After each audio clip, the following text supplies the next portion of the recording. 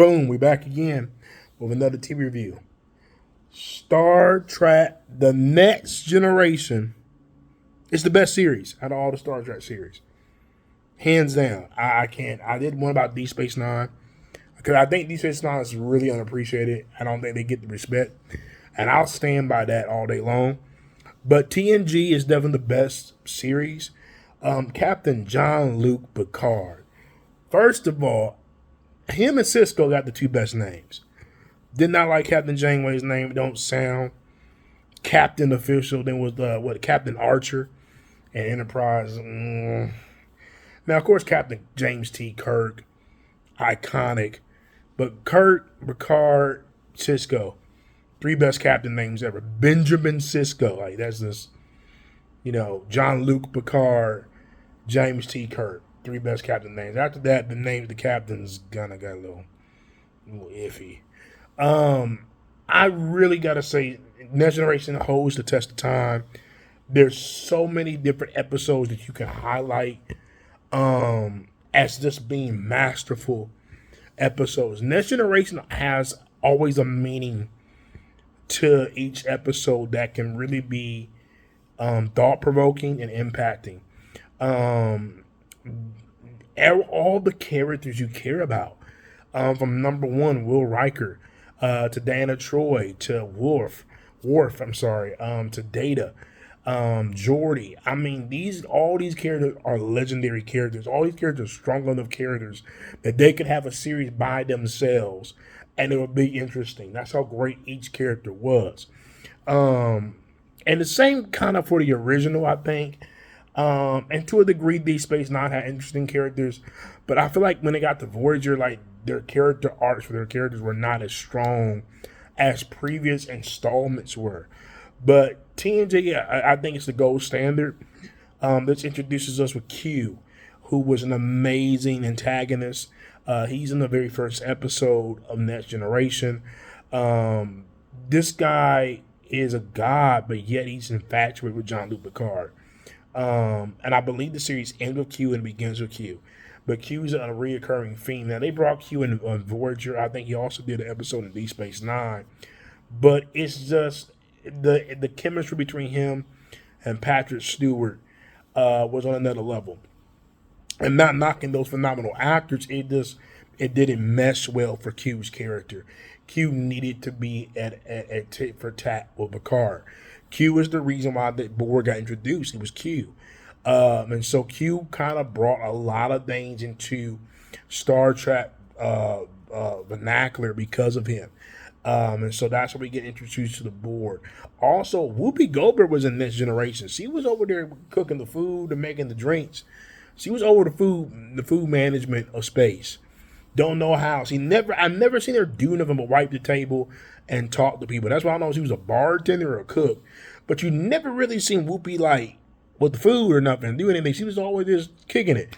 So I don't know. And like you don't never really see them eat. I always wanted to play poker with the Next Generation crew because they played poker so much. I think the last scene in Next Generation is a poker game. I like Will Riker. Will Riker kind of reminded me of like a hybrid of like Kirk. Like he was kind of like the new version of Kirk. Picard was a lot more straight-laced, military-esque, I guess you could say. And Will was kind of more of that Kirk-esque type of vein of a Starfleet officer. Worf, I thought was phenomenal. He was always my favorite character. Back when he had the old little thing he had wrapped around, a little shawl thing he had wrapped around, then he upgraded to the steel one. Worf was always amazing. Geordi, Reading Rainbow's Kunta Kinte, he was in there engineering. I thought he was a great person to take the mantle from Scotty, because Geordi just knew his stuff. And Scotty really knew his stuff too. Scotty could MacGyver a lot of stuff, but Geordi could like get it back optional and then add some things to it. Scotty was like a MacGyver type guy. Like he would put some bubble gum and some tape and we're ready to go, Captain. You know what I'm saying? So Kurt's team was a lot more MacGyver. Picard's team was a lot more efficient. Wesley Crusher. Hey, that another character that, man, people were heavily involved in. Seeing his development, with his mom. That was a great development.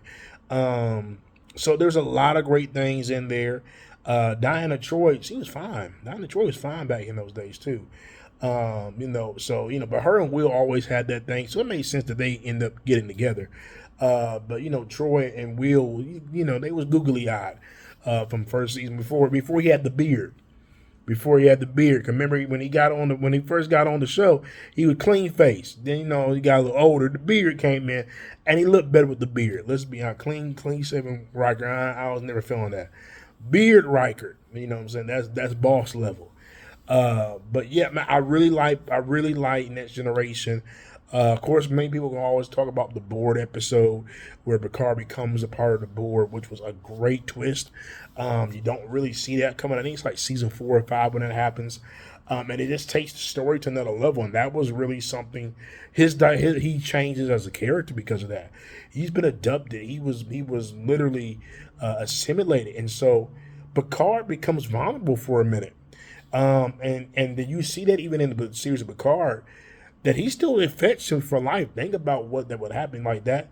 That would affect you, and I'm really glad that he explored that a lot more in the series of Picard, but also explored a little bit in Next Generation. They didn't spend too much time on it, but they explored the things and the health element that came from that as well. That would eventually cost him his life in Picard, but they bring him back. But it was TNG's step in the gold standard. I can't say enough. I'm not too much. I can't praise it enough. If you have not start at Next Generation, or as we call it, TNG, you need to check it out. It's an amazing show. It's a great series. Watch the whole series. It's gonna bless your life. Promise you.